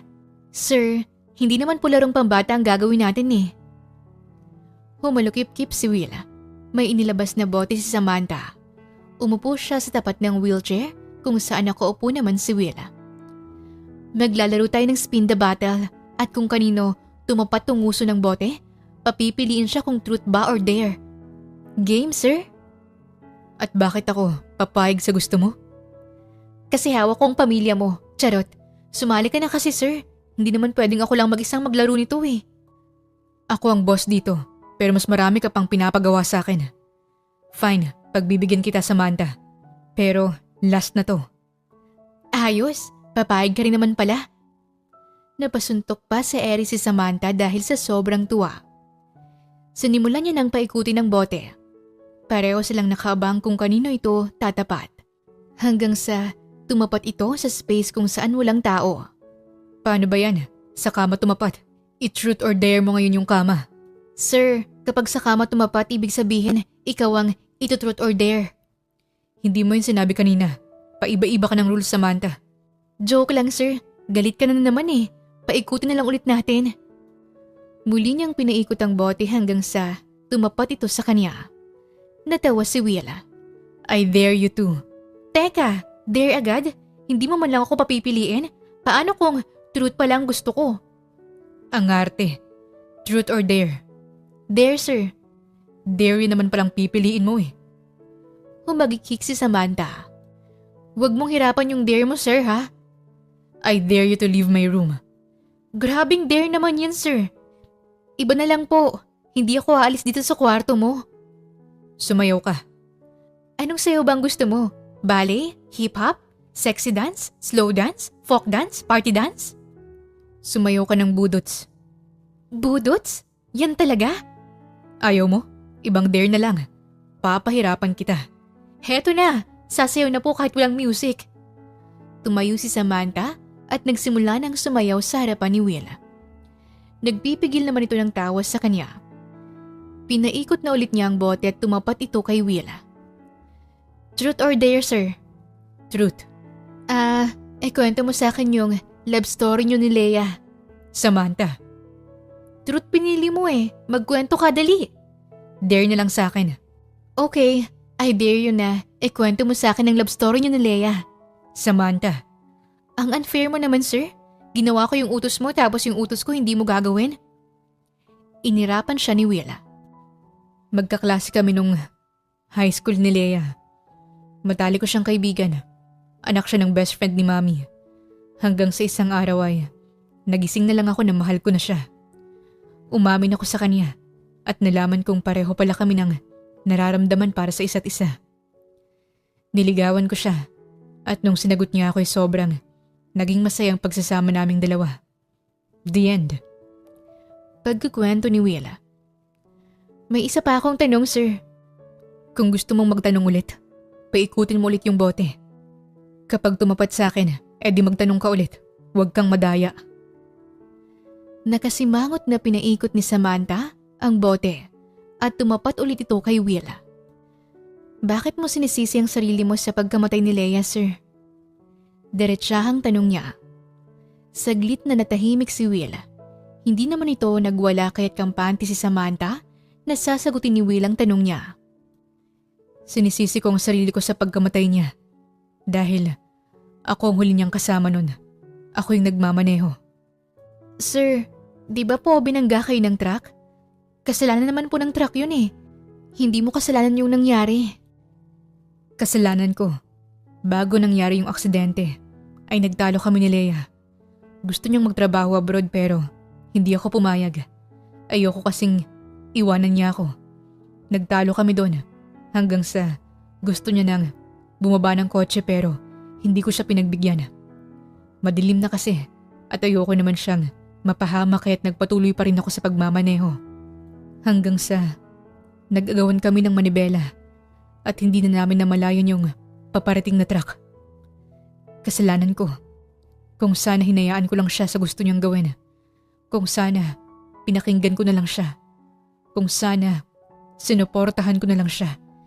E di sana buhay pa rin si Leia hanggang ngayon. Hindi ko kayang patawarin ang sarili ko dahil namatay si Leia nang may galit pa rin siya sa akin.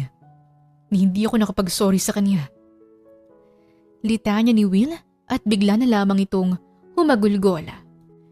Kaagad naman itong dinaluhan ni Samantha at mahigpit na niyakap. Umiyak sa mga bisig niya si Will.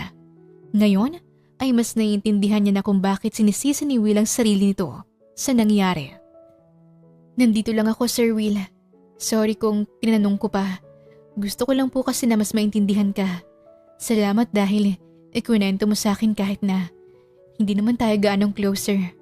Salamat din, Samantha. Ngayon ko pa lamang nailabas to. Matagal ko na tong kinikimkim. Wala akong mapagsabihan. Kahit kay Mami hindi ako nagsasabi. Kahit papano ay gumaan ang pakiramdam ko. Ang gwapo mo pa rin kahit umiiyak ka. Nakakainis. Bakit hindi ako ganyan kaganda kapag umiiyak? Saad ni Samantha sa kanyang isipan. Nagangat ng tingin si Will sa kanya. Nagtama ang kanilang mga mata. Paikutin mo na ulit yung bote. Pag-iiba ni Will sa usapan. Tumango si Samantha at pinaikot ito ulit. Sa kanya naman ito tumapat. Truth or dare? Truth, sir. Na-in love ka na ba? Grabeng tanungan ah. Well, hindi pa. Crush lang po. Ibang usapan na kapag in love, di ba? Kung hindi mo kasi naitatanong, sir. Hindi pa po ako nagkakaroon ng boyfriend. Wala akong masyadong interes sa mga lalaki. Mahirap na, baka maloko pa ako. Anong klaseng pamilyang meron ka, Samantha? Pamilyang puro tao. Charot. Sir, sobra na yung tanong mo. 1 question, 1 answer lang dapat, di ba? 2 question na sa'yo. Sagutin mo na lang. Itabi mo na lang yung bote. Hindi na natin kailangan yan. Magbato na lamang tayo ng mga tanong sa isa't isa para mas makilala pa kita.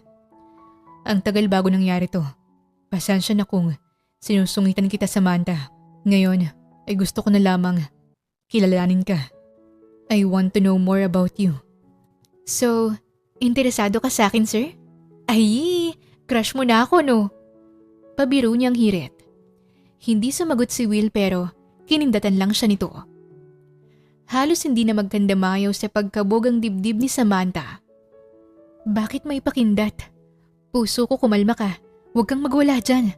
Inhale, exhale. Pagpapakalma niya sa kaniyang sarili. Are you okay, Samantha? Okay lang po ako, sir. Yung sagot po sa tanong niyo ay simpleng pamilya lamang po ang kinabibilangan ko. Laki ako sa hirap at lumaking maraming pangarap. Wala na akong mga magulang. Kasama ko na lang ngayon ang mga kapatid ko. Sina Sean at Sally. Nagtutulungan kaming tatlo para matustusan ang pang-araw-araw naming gastusin. Pare-pareho kasi kaming hindi nakapagtapos ng pag-aaral. Kaya hirap din kaming makahanap ng trabaho. Mabuti na lang talaga at may talento ako sa paglalaba. Kaya kong maglaba ng gabundok na labahin sa isang araw. Yun ang pinagkakakitaan ko. Hanggang sa napadpad ako rito sa mansyon nyo at nakilala ko si Doña Teresita. Napakabuti ng mami mo, sir. Labandera ka? Di ba dapat mga labadang pinagkakabalahan mo? Bakit akong inaatupag mo? Kasi po, napalunok siya at muntik niya nang masabing tungkol sa napag-usapan nila ng Doña. Kasi pumayag ako na mag-extra. Dadagdagan kasi ni Doña Teresita ang ibabayad niya sa akin kapag tumulong ako sa pag-aalaga sa'yo. Yun lang ba? Opo, sir. Yun lang po ang dahilan. Salamat sa pag-aalaga mo at pag-iintindi mo sa akin, Samantha. Walang anuman po, sir. Ginagawa ko lang po ang trabaho ko. Samantha, gusto ko sanang maging magkaibigan tayong dalawa. Uwe, sure ka? Ikaw makikipagkaibigan sa akin? Himala ah. Ayaw mo ba? Gusto po. Magmula ngayon ay mag-best friend na tayo, sir. Friends lang, hindi best friends. Napangiwi si Samantha at natawa naman si Will sa reaksyon niya. Ang liwaliwanag ng mukha mo kapag masaya ka, Sir Will. Dapat dinadalasan mong pagngiti at pagtawa. Masarap kayang tumawa. Hindi ba may kasabihan na laughter is the best medicine po? May sense ka rin naman palang kausap minsan. Puna ni Will. Minsan lang, sir. Palagi naman akong may sense kausap ah. Marami pa silang itinanong sa isa't isa. Pati ang paborito nilang kulay at pagkain ay alam na rin nila. Tuluyan na silang naging malapit sa isa't isa. Sa mga sumunod na araw ay hindi na siya nasusungitan ni Will at himalang napapatawan niya na ito sa mga birong binabato niya. Sir, anong tawag sa maliit na tsunami? Hindi ko alam. Ano ba? May ganun ba? Di tsunano. Malakas na natawa si Will. Ano naman po ang tawag sa mas maliit pa sa tsunano? Ano? Di mas tsunano. Humalakhak si Will. Saan mo ba nakukuha yung mga corny mong joke? Corny raw pero tawang-tawa ka naman. Natatawa lang ako sa mukha mo. Ang sama mo, sir. Isang araw ng linggo, naisipan ni Samantha na yayaing lumabas si Will. Alam niyang imposibleng pumayag ito pero gusto niyang subukan. Sir Will, tawag ni Samantha habang nagwawali siya sa sahig. Tumigil sa pagbabasa ng libro si Will at binalingan siya. Gusto ko sanang gumala sa park. Gusto mo bang sumama, sir? Sa park? Sige. Ha? Payag ka? Oo, sa park lang naman, di ba? Malapit lang naman ang park dito. At saka matagal ko nang hindi nakikita yon. Nung hindi pa ako baldado, madalas akong nagja-jogging sa park na yon. Sir, anong nakain mo? What? Bakit pumayag ka? Dapat ba hindi? O sige, wag na lang pala. Hindi naman po sa ganun, sir. Nagulat lang po ako. Sa tuwing inaaya kasi kitang lumabas ng kwarto ay nagwawala ka o sumisimangot. Anong nagpabago sa isip mo, Sir Will? Napag-isip-isip ko lang na tama yung mga sinabi mo. Hindi sa trahedyang yon matatapos ang buhay ko. Dapat mag-move on ako. Sinisimulan ko ng mag-move on. Pilit ko nang kinakalimutan ng mapait kong nakaraan. At pati ang nangyari kay Leia. Nandyan ka naman, Samantha. Alam kong tutulungan mo akong malampasan to. Oo naman, sir. Ikaw pa ba? Malakas ka kaya sa akin. Akong bahala sa'yo. Nagpatulong siya sa mga gwardya na buhatin si Will pababa ng hagdana. Naglakad lang si Samantha papunta sa park habang tulak-tulak niya si Will na nakasakay sa wheelchair at palinga-linga sa paligid. Mas preskong hangin dito sa labas kesa dun sa kwarto mo, sir. Ang dami na palang nagbago dito. May bahay na palang nakatayo sa bandang ito. Dumami na rin ang mga puno. Sa sobrang tagal mo nagkulong sa kwarto mo, ngayon mo lang nabalitaan na marami nang nagbago dito. Salamat, Samantha. Kung hindi dahil sa'yo, ay hindi ako magkakaroon ng lakas ng loob na lumabas ulit at harapin ang mundong pilit kong tinatakasan. Ang drama naman ng sir ko na yan? Masaya lang talaga ako. Sana pala, dati ko pa to ginawa. Napakarami ng tao sa park at ang ilan sa kanila ay napapatingin kay Will at magbubulungan pagkatapos. Bigla na lamang naglaho ang saya ni Will. Napansin ni Samantha ang pananahimik nito, kaya inihinto niya ang wheelchair at lumapit siya sa harapan ni Will para silipin ang mukha nito. Nakayuko si Will. Umuwi na tayo, Samantha. Sir, kakarating lang natin. Pinagtitinginan ako ng mga tao. Siguro, pinagtatawanan nila ako sa isip nila dahil ganito ako. Tiningnan ni Samantha ang mga nagbubulungan sa gilid. Naikuyom niya ang kanyang mga kamao. Hoy kayo, gusto niyo bang sundutin ko yung mga mata niyo? Ngayon lang ba kayo nakakita ng gwapong naka-wheelchair? Maangas niyang tanong. Nagsialisan tuloy sila. Biglang natawa si Will. Tinakot mo naman sila. Nakakainis kasi. Wala namang mali sa'yo para pagtawanan at magbulungan sila ng ganon. Alam nating may mali sa akin, Samantha. Baldado na. Sir, walang mali sa'yo. Yung isip nilang may mali. At saka hindi mo naman kasalanan na nagkaganyan kayo eh. Hindi mo ginustong maaksidente. Sadyang may mga tao lang talaga na makikitid ang utak. Salamat sa pagtatanggol mo sa akin. Siyempre naman, sir. Best friends kaya tayo. Dapat protektahan natin ang isa't isa. Friends lang. Hindi pa ba lumilevel up sa best friend, sir? Pag-iisipan ko pa. Nag-ikot-ikot sila sa park at nung nakaramdam ng pagod, ay nagpahinga na muna sila sa bench na nasa ilalim ng puno. Napansin ni Samantha ang matandang lalaki na nagbebenta ng ice cream. Sir, gusto mo ng ice cream? Hindi ako mahilig sa matamis eh. 2 ice cream tapos chocolate flavor sa akin. Hindi ka mahilig sa matamis pero 2 cones sa'yo? Pareho silang natawa. Bumili na si Samantha at pagkatapos ay binalikan niya si Will. Ang sarap talaga ng ice cream? Sinabi mo pa. Bumili ka pa ng isa mamaya kapag naubos tong akin. Pagdating sa ice cream ang takaw mo, sir. Neng, bumili na kayo nitong couple bracelet.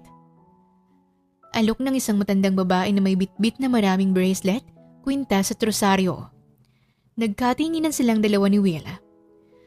Bumili na kayo ng couple bracelet. Pampatibay ito ng relasyon. Kapag bumili kayo, paniguradong magtatagal ang relasyon niyo.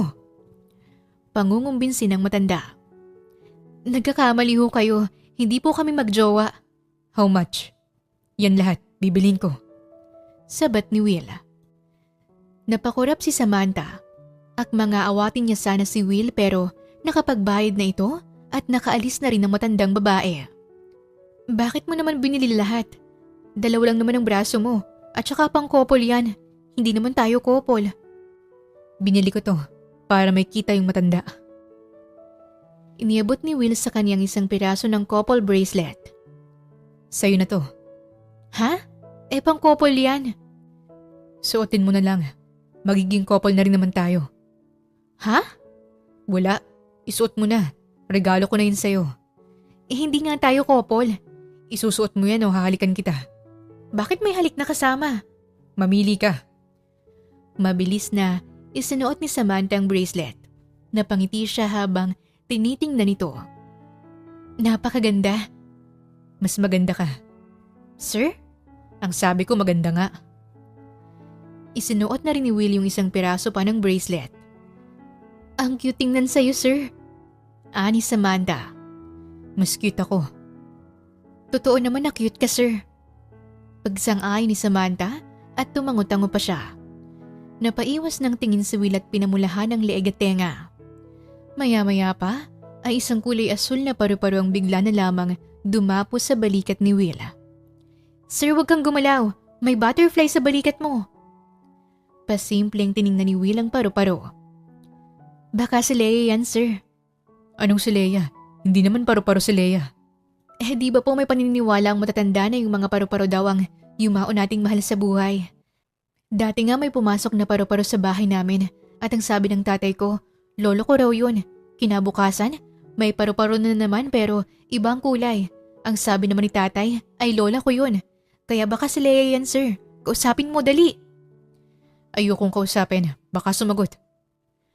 Natawa si Samantha at ikinaway ang kamay niya. Hi, Leia. Pagpasensyahan mo na si Sir Will, ha? Bigla na lamang lumipad papalayo ang paru-paro. Ayaw niya sa'yo. Ayaw sa akin ni Leia. Hindi nga si Leia yun. Paano mo nalaman na hindi yun siya? Hindi mo naman nakausap yung paru-paro. Paano mo rin nasabing si Leia yun? Hindi mo rin naman siya nakausap.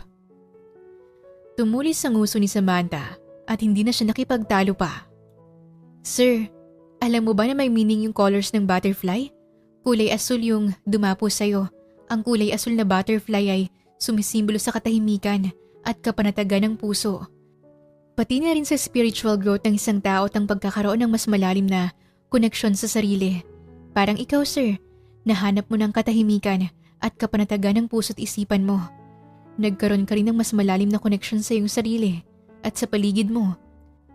Naniniwala talaga ako na si Leia yung butterfly na yon. Kung hindi man siya yon, ay baka ipindala niya yon para iparating sa iyo na masaya siya sa nangyayari sa buhay mo ngayon. Bigla na lamang umiyak si Will. Sir, huwag ka namang umiyak. Baka isipin ng iba, inaaway kita. Ibibili na lang kita ng ice cream. Tahan na po. Naiiyak lang ako. Bakit naman? Kasi ngayon ko lang nalaman na may meaning pala yung butterfly. Diyos ko naman, sir. Akala ko naiyak ka dahil si Leia yun. Biro lang. Naiyak talaga ako sa mga sinabi mo. Kung sakaling si Leia man yun, gusto kong malaman niya na okay na ako ngayon. At sana masaya siya kung saan man siya naroroon. Sure akong masayang masaya siya, sir. Unti-unti ka nang bumabalik sa dating ikaw. Napasinghap si Samantha nang hawakan ni Will ang kamay niya. Gusto ko rin na malaman ni Leia na may iba na akong iniibig ngayon. Sir? Mahal kita, Samantha. Mahal din. Inday? Bakit nandito ka? Hindi na naituloy ni Samantha ang sinasabi niya dahil biglang sumulpot si Inday. Sinasabi ko na nga ba nandito kayo? Kanina ko pa kayo hinahanap. Litanya ni Inday. Bakit mo kami hinahanap? Hinahanap ka ni Doña Teresita. May mahalaga siyang sasabihin sa'yo. Tinawagan ka niya pero iniwan mo palang telepono mo. Umuwi na tayo. Kung saan-saan mo dinadala si Sir Will. Baka mahawa pa ng sakit dito. Kumalma ka, Inday. Hindi ko naman binapabayaan si Sir Will. Maarting naghawi ng buhok si Inday. Che, tara na nga. Pagbalik nila sa mansyon ay kagad na tinungo ni Samantha ang kwarto ni Doña Teresita. Nakatapat lang ng kwarto ni Will. Doña Teresita, Hinahanap niyo raw po ako? Pumalakpak ang Donya. Congrats, Samantha! Bakit po? Ano pong meron?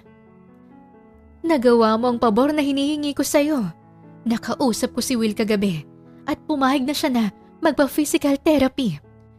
Napapansin ko na rin ang unti-unti niyang pagbalik sa dating siya. Masigla na siya ulit at hindi nabugnutin.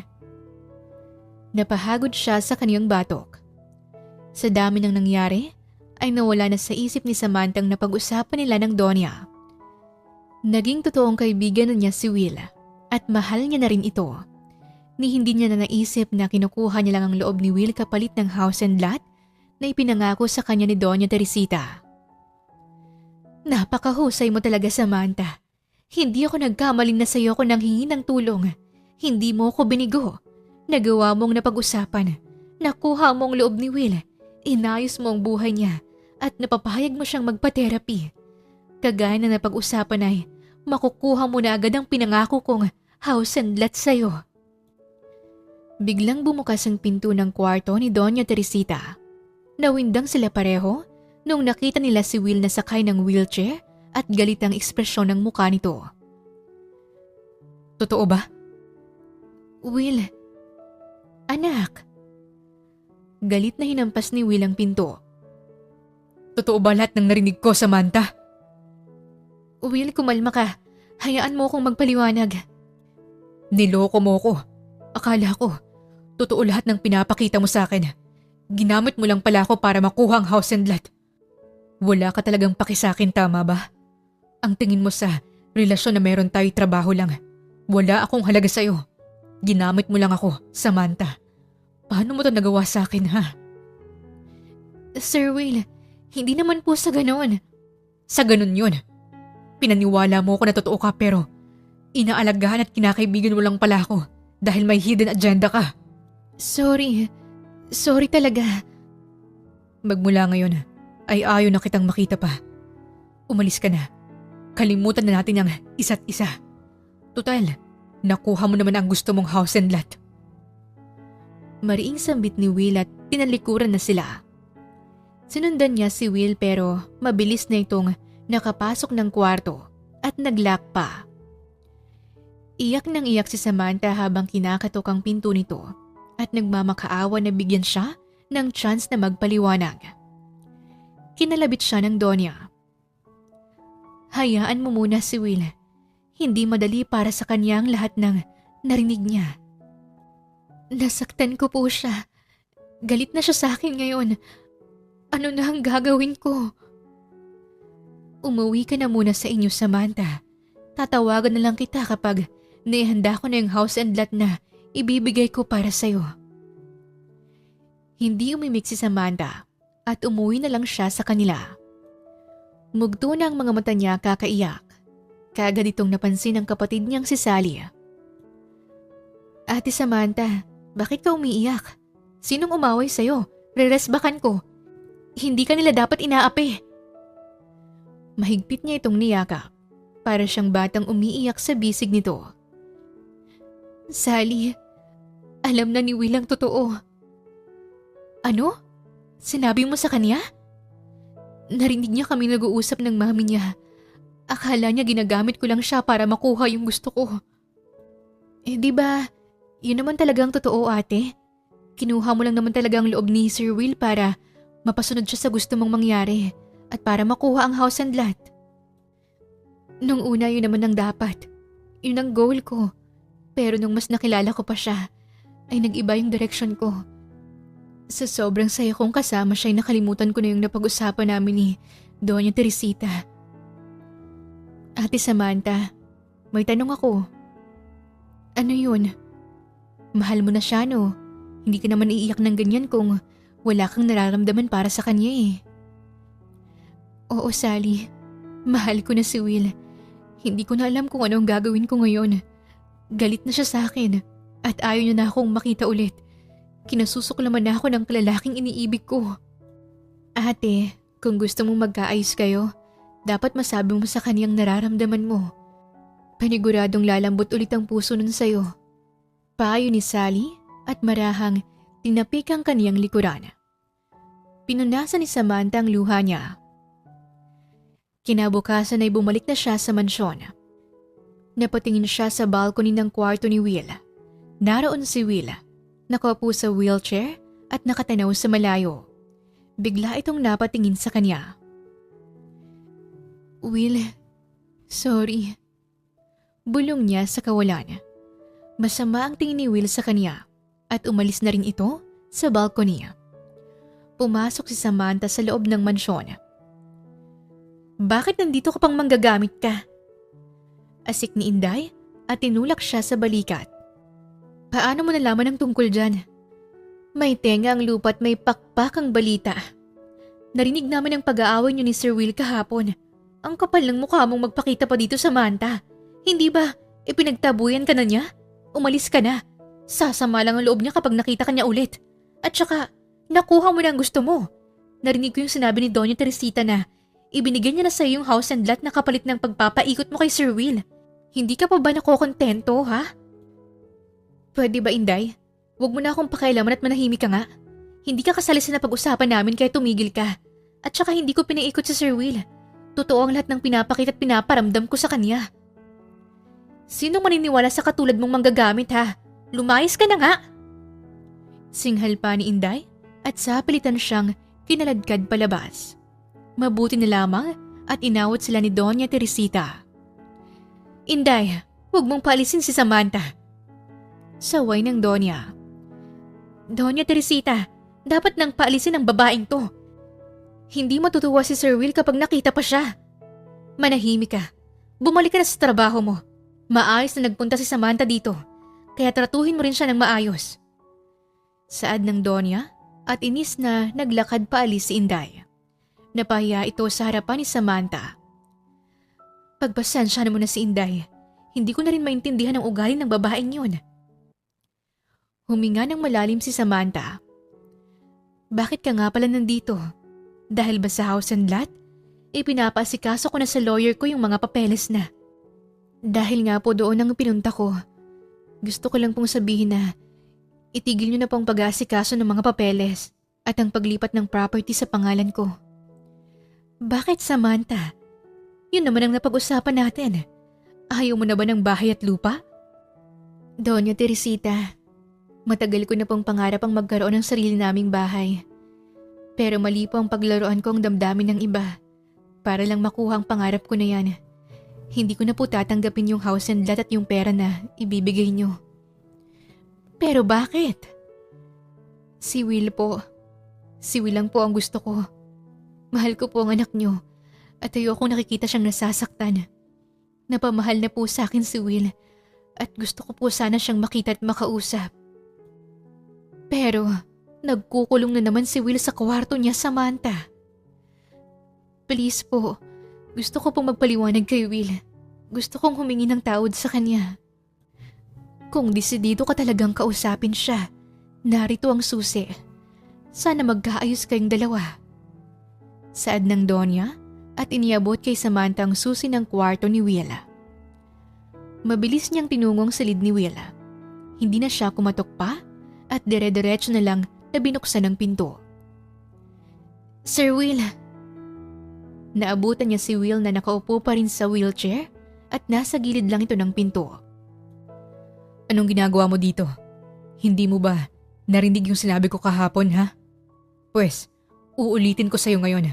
Ayoko nang makita ka pa, Samantha. Hindi pwede. Ayokong malayo sa'yo. Ayaw mo man o hindi? Ayoko nang makita ka. Bahay namin to kaya may karapatan akong palayasin ka dito. Will, hayaan mo naman akong magpaliwanag oh. Magpaliwanag saan? Sa panggagamit mo sa akin para lang makuha yung house and lot na pinapangarap mo? Will, hindi ko tinanggap yung house and lot. Natigilan si Will. Nilapitan ito ni Samantha. Lumuhod siya sa harapan ni Will at marahan niyang hinawakan ang kamay nito. Tinanggihan ko yung house and lot at yung perang napag-usapan namin. Oo, tama ka. Ginamit lang kita para makuha ko ang gusto ko. Pero nung una lang yun, noong mas nakilala kita ay naisip ko na bali wala na lang yung house and lot. Totoo lahat ng pinakita at sinabi at pinaramdam ko sa'yo. Willie Chavez, totoo yung friendship na meron tayo. At mas lalong totoo. Totoo rin na mahal kita. Mahal na mahal kita, Will. Please ayusin natin to. Huwag ka nang magalit pa sa akin. Bigla na lamang siyang siniil ng halik ni Will. Mahal na mahal din kita, Samantha Garcia. Bulong pa nito sa kanya. Mas lumalim pang paghahalikan nila. Umupo siya sa kandungan ni Will. Bumaba ang halik ni Will sa kaniyang leeg. Nakapulupot rin sa bewang niya ang isang braso nito. Natigil lamang ang paghahalikan nila nung bigla na lang sumulpot si Doña Teresita. Hala, sorry. Gusto ko lang sanang malaman kung anong nangyayari dito pero mukhang okay na kayong dalawa. Ipagpatuloy niyo lang ang ginagawa niyo. Isasara ko lang ang pinto. Enjoy! May halong pangaasar sa tono nito. Si Mami talaga. Will, salamat dahil okay na tayo. Nadala lang ako ng emosyon ko. Kaya kung ano-ano ang nasabi ko sa'yo kahapon, patawarin mo rin sana ako, Samantha. Wala ka namang kasalanan eh. Mahal na mahal kita. Mahal na mahal din kita. At muli na naman nilang siniil ng halikang isa't isa. Magmula sa araw na yon ay naging opisyal na silang magkarelasyon.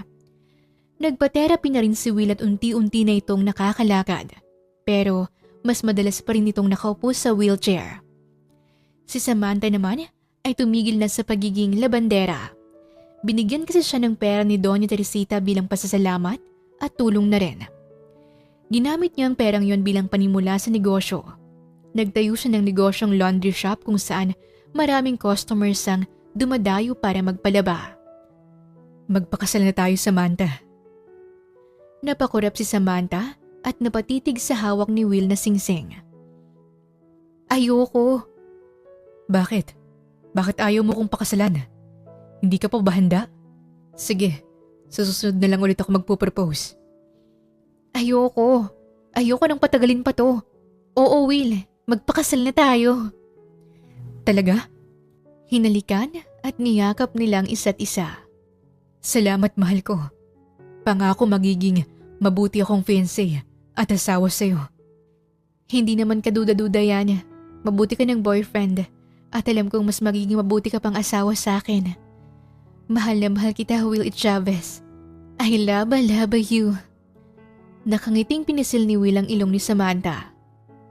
Mahal na mahal din kita, Samantha Garcia. I love you too. Ang corny nyo. Respeto naman sa single dito oh. Sigaw ng kapatid ni Samantha na si Sean na may dala pang cake at balloon. Congrats sa inyo! Mabuhay ang bagong kasal! Wala pa. Mag-fiancé pa lang sila. Excited ka naman masyado. Kapag nagpakasal na si Ate Samantha at Kuya Will, magkakaroon sila ng sarili nilang baby at hindi na ikaw ang magiging baby ni Ate. Pangaasar ni Sally sabay siko nito kay Sean. Baby ko pa rin naman si Sean. Baby damulag nga lang. Sabat ni Samantha. Masaya siyang niyakap ng mga kapatid niya. Kuya Will, alagaan mo si Ate ah. Bili ni Sean kay Will. Marahang inaplos ni Sally ang buhok ni Samantha. Congrats, Ate. Masayang masaya ako para sa'yo. Dati ikaw ang nag-aalaga sa amin. Ngayon naman ay may lalaki nang mag-aalaga sa'yo. Deserve mo lahat ng happiness na natatamasa mo ngayon. Sana mas maging masaya pang pagsasama niyo ni Kuya Will. Naluluhang sambit ni Sally. Makalipas ang 2 buwan ay ikinasal na sina Samantha at Will. Naging mabilis lang ang paghahanda ng kasal nila dahil maraming koneksyon si Doña Teresita. Pagkatapos nilang maikasalay, tumira na sila sa iisang bubong. May pinagawa kasing bahay si Will para sa kanilang dalawa. Sa bahay na yun na rin sila bumuo ng kanilang pamilya. Mr. Chavez! Umalingaw-ngaw sa buong bahay ang malakas na sigaw ni Samantha. Mabilis naman siyang pinuntahan ni Will. Bakit, Mrs. Chavez? Anong bakit? Nasaan ang mga anak natin? Wala na sina Myla at Kayla sa kwarto nila. Hinalikan siya ni Will sa noo. Sina Myla at Kayla ay ang kambal nilang anak. 10 years old na ang mga ito at nasa ikalimang baitang na sila ng elementarya. Parehong matalino at bibo ang mga ito. Kumalma ka, mahal kong asawa. Kanina ko pa sila naihatid sa eskwelahan nila. Mahimbing kasi ang tulog mo kaya ako nang nag-asikaso sa kanila. Alam kong napagod kita kagabi, kaya hindi na kita ginising pa. Loko ka! Hindi kaya ako napagod kagabi. Ikaw nga tong nakatulog agad kahit nakaka-4 na round pa lang tayo. Humagalpak ng tawa si Will at pinisil nito ang pisngi ni Samantha. Bumaba ang kamay nito sa maselang parte ng katawan ni Samantha. Hinagod yun ni Will. Napaigtad naman si Samantha at mahigpit na napakapit sa braso ng kanyang asawa. Masakit pa ba to? Pasensya na. Masyado kong sinagad kagabi. Namiss lang kasi kita. Namiss? Palagi nga tayong magkasama. Well, masakit talaga ang ano ko, pero masarap naman. Gusto mong ulitin pa natin? Loko ka, pagpahingayin mo naman ang tahong ko. Kapag hindi na masakit, sasabihin kita. Kahit buong araw pa natin yung gawin. Napakapilya mo na rin ah. Mana lang po sa'yo, Mr. Chavez. Sundan na kaya natin sina Myla at Kyla. Gusto ko ng lalaking anak naman para may junior na rin ako. Tama ka. Dapat sundan na natin sila. Malalaki na rin sina Myla at Kyla at sure akong gusto na rin nilang magkaroon ng isa pang kapatid. Paano ba yan? Di, simulan na natin bukas. Loko, kung makapag-ayakay parang gagawa ka lang ng cupcake ka. Ismid ni Samantha. Makalipas ang 1 taon ay nasundan na rin sina Myla at Kyla. Nagkaroon ulit sila ng isa pang anak at lalaki na ito. Pinangalanan nila itong Will E. Chavez Jr. Kamukhang kamukha ito ni Will nung bata pa. Namuhay sila ng masaya at puno ng pagmamahal. Sa maraming taon na lumipas ay marami nang nagbago. Bukod kay Samantha ay may sarili na ring pamilya ang mga kapatid niya na sina Sally at Sean. Kasal na si Sally sa asawa nitong si Troy at may mga anak na rin sila. Si Sean naman ay kasal na kay Katya, isang probinsyana na nakilala ni Sean nung minsan itong nagbakasyon sa probinsya. Si Doña Teresita naman ay nag-retire na sa pamamahala ng kumpanya at naging busy na lamang ito sa pag-aalaga at pag-i-spoil sa kaniyang mga apo. Si Inday naman na malditang kasambahay ay bumait na.